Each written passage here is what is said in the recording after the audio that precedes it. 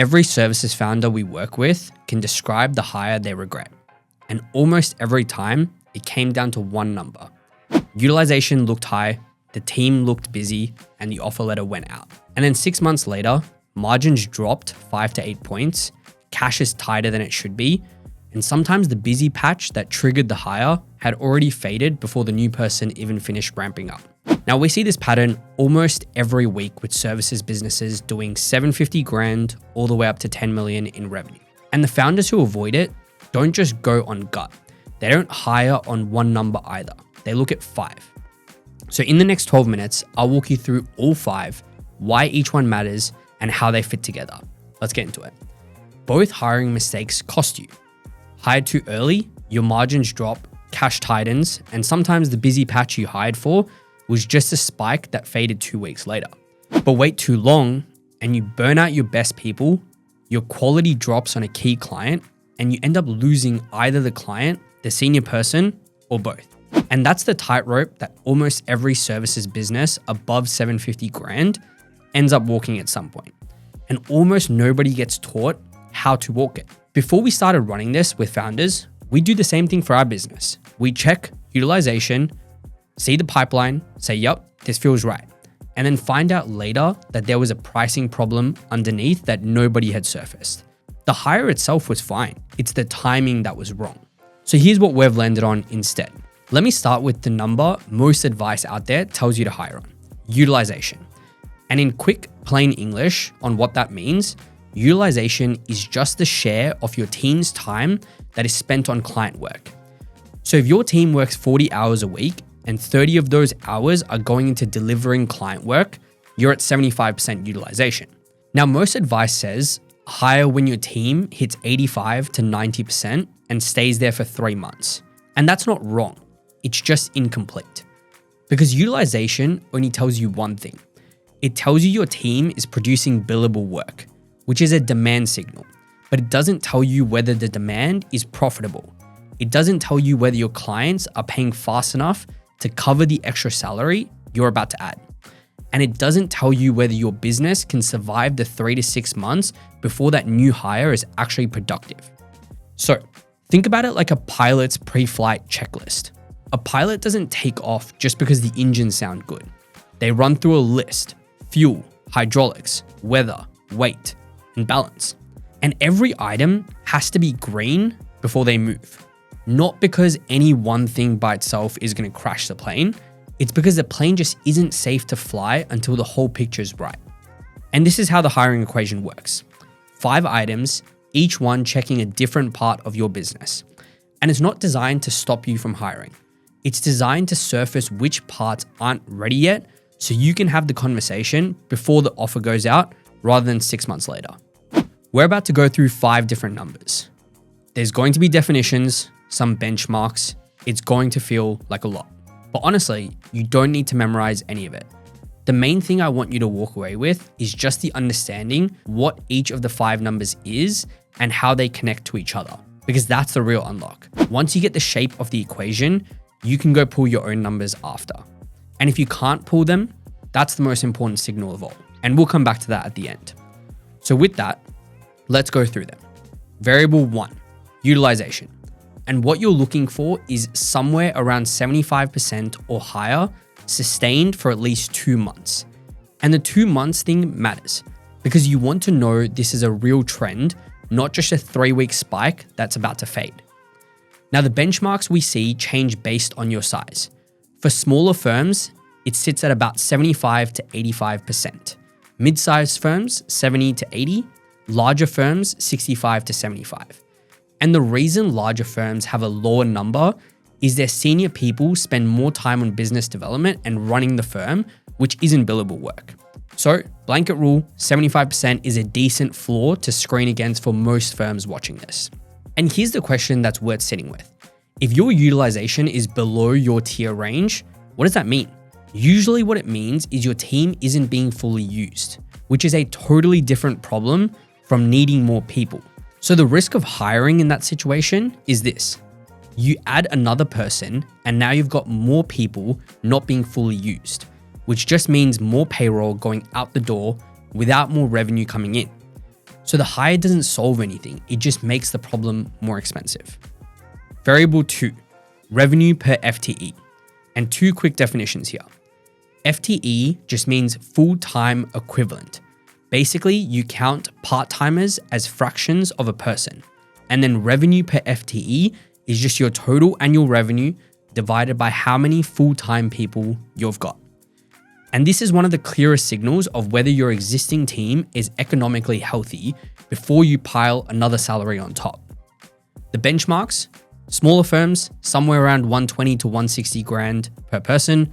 Mid-size, you're looking at 140 to 180, and above 5 million in revenue, you're at about 160 to 220 per person. Now, if your number's below the bottom of your range, here's what's actually going on. You've probably got a pricing problem, or you've got an over-servicing problem, meaning your team is spending too much time on each client for too little money. And the risk of hiring into that is this.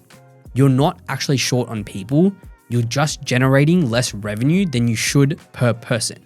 So if you add another person, you're not fixing the root cause, you're just adding more payroll to a system that's already not making enough per head. And honestly, the more useful conversation in that case isn't whether to hire, it's what would it take to get revenue per person up closer to the range first. Variable 3, gross profit margin, GPM. Plain English first, GPM is what's left of your revenue after you pay the people delivering the work, plus all the stuff that goes into delivering it. Software, subcontractors, pass-through costs, things like that. And it tells you whether the work itself is profitable before any overhead or your own salary comes out. Now, in healthy services firms, GPM usually lands somewhere between 45 and 70% depending on your size. And a couple of zones worth knowing about, under 40% is usually a structural issue. A hire will not fix this. 40 to 50 is workable, but it's fragile. Above 50 gives you real breathing room to absorb the cost of a new hire. And here's the part that really matters. If you're already at 45% GPM and you hire someone new, their first 3 to 6 months, they're not going to be fully productive. Their full salary is going out the door.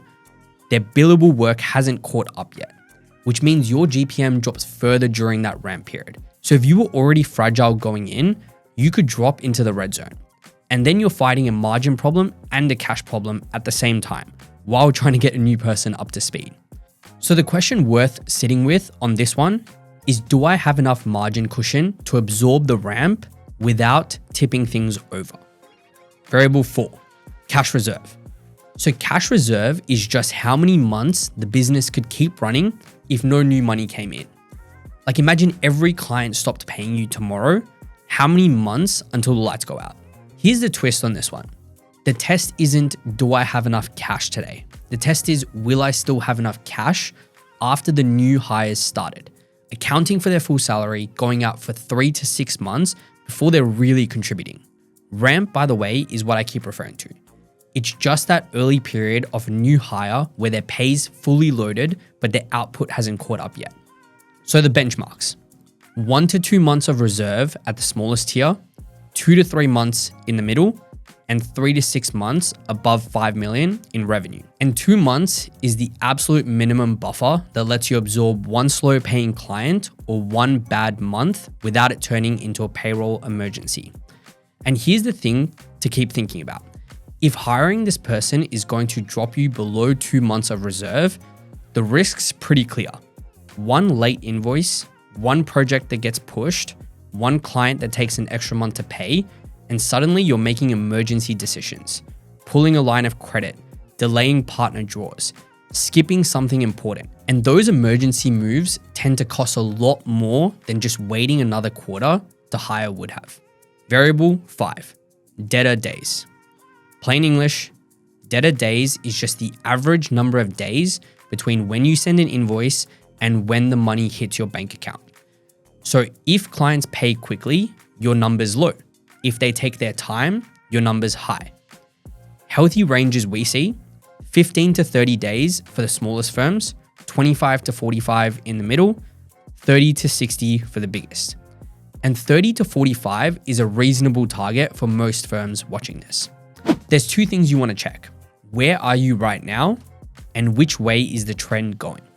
Because stable or improving is what you want. Stretching out is the warning sign. So why does this even matter for a hiring decision? Well, here's the risk. If your clients are already taking a long time to pay and you add another full-time salary that goes out every 2 weeks like clockwork, you've basically created a timing gap in your cash flow. You're paying your new hire weekly, but the revenue that's supposed to pay for them is landing in your account 45 or 60 days later. And every 2 weeks, where their salary goes out, but the new revenue hasn't landed yet, your cash position is getting worse. So if your collection times are already stretched, the more useful move is usually to fix that first. Tighten up your AR process, cleaner contract terms, bring in the deposits. Then come back to the hire. Okay, 5 variables: utilization, revenue per person, GPM, cash reserve, debtor days. And here's the caveat that I think really matters. This equation is a guide. It's not a verdict. It's not a scoring system where you have to get all 5 green before you're allowed to hire. Because look, there are real situations where hiring makes sense even when one of these doesn't line up. Like say there's a senior strategic person who'd open up a whole new service line for you or unlock a type of client you haven't been able to serve. That might be worth going ahead on, even if your GPM isn't quite where you'd want it. Or say you're about to lose your best person to burnout, and holding off on the hire is going to cost you someone who took you 5 years to build. That might still be the right call, even if your cash buffer is thinner than ideal. And it works the other way too. You could have all 5 green and still not be ready to hire. Let's say your pipeline for the next quarter is looking a lot weaker than this quarter was. Or say most of your revenue is coming from 1 or 2 big clients, so the busyness you're seeing right now is more fragile than it looks. So the job of the equation isn't to decide for you. It's just to put all the trade-offs on the table before you commit. So the conversation you're having isn't should we hire or not. It becomes the equation's flagging this particular thing and there is a strategic reason to hire anyway. And if so, what else do we need to tighten up to protect ourselves? That's the conversation. The numbers and your judgment are 2 sides of the same call. Let me walk you through a real example so this feels concrete. Picture a creative agency doing about 2.4 million in revenue, 17 people on the team, and the founder's thinking about hiring a senior account lead for around 140 grand all in. Scenario 1, they just go on utilization. They pull up the utilization report, team's at 78%, been there for 2 months, pipeline feels full, offer goes out. Now fast forward 6 months. Their margins dropped nearly 10 points from 52% down to 44%. Their cash cushions basically cut in half from 2.3 months down to 1.4. One of their bigger clients decided to start paying on 75-day terms instead of 30. And the founder ended up pulling money from a line of credit they hadn't touched in 2 years. The new hire themselves is doing fine. That's not the issue, but the business is quietly getting tighter every month. And the founder's sort of quietly wondering if they made the right call. Scenario 2, same firm, same hire, but this time they run the equation first. Founder pulls the 5 numbers, utilization at 78, that passes. Revenue per person is at 141 grand, which is right at the very bottom of their tier range. So that's a flag. GPM is at 52%, that passes. Cash reserve after the hire and the ramp projects to be at 1.6 months, another flag. And debtor days have been creeping out from 38 to 44 over the last 3 months, third flag. So 3 things the equation is telling them to pay attention to. And the equation doesn't say don't hire. What it says is, look, you've got a pricing issue that keeps revenue per person low, you've got collections stretching out, and you've got a cash buffer that won't hold up if the hire goes through. Fix the pricing first, tighten up your collections, rebuild the cash, then hire. 6 months later, same firm, 17 people, but now they're doing 2.8 million in revenue after the pricing fix. GPM's at 54%, cash reserves are at 2.9 months, and then they make the hire. Totally different outcome. The business is stronger, not tighter, and the new person joins a company that can absorb them properly. And notice the equation didn't decide anything. It just forced the right sequence of events. All right, 2 quick things before we wrap. First one, what if the hire isn't billable, like operations, finance, sales, that kind of role? The equation still works. 2 things just swap out. Utilization doesn't apply because non-billable people aren't supposed to have billable hours. So what you replace it with is evidence of a specific repeating problem this person's coming in to solve, like a bottleneck that keeps happening, or a compliance gap you keep running into, or a business development process that's under-resourced. And GPM doesn't really apply to a non-billable hire either, because their salary sits in overhead, not in the cost of delivery. So instead of GPM, you look at net profit margin. And that's just what you keep after every cost has been taken out, because an overheads hire is going to compress that number, not GPM. Everything else stays the same. Revenue per person, cash reserve, debtor days, same checks. Second thing, the contractor question. Like, what if I just use a contractor instead? And honestly, the answer depends on what kind of contractor. If you're using someone hours-based for a specific project and they scale up when the work's there and stop when it isn't, you're probably fine. Their cost scales with the work, which is self-regulating. You don't really need the full equation for that kind of setup. But if you're using a contractor who's basically a full-time employee in everything but name, like your hours, your systems, your direction, 40 hours a week, every week, that's just a fixed cost with a different label on it. And you need to run the full equation on that decision, same as if it was an employee. Because this is one of the cleaner ways we see firms drift into margin and cash problems without realizing it. The financial weight of the decision is exactly the same, but the discipline around making it often isn't. The part that I love working with service founders is what happens when the next hire gets made with all 5 of these numbers on the table, instead of just 1. There's clarity. There's sometimes a hard sequencing conversation, and then there's the calm of knowing the decision got made on the full picture and not half of it. That's what we're in this for. All right, quick recap. Both hiring mistakes cost you. Too early, you compound problems you haven't surfaced yet. Too late, you burn out your best people. Utilization alone is incomplete. Use 5 numbers. 1. Utilization around 75% or above, sustained for 2 months. 2. Revenue per person at or above tier. 3. GPM at or above your tier. 4. Cash reserve of at least 2 months after the hire, including ramp. 5. Debtor days stable or improving around the 30 to 45 day range.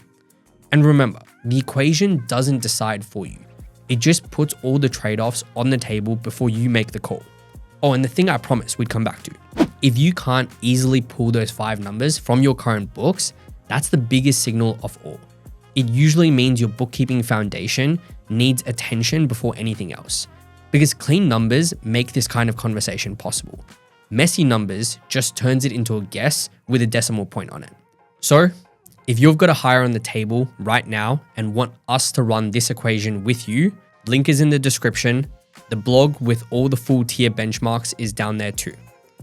Hit subscribe so you don't miss the next one. See you next week.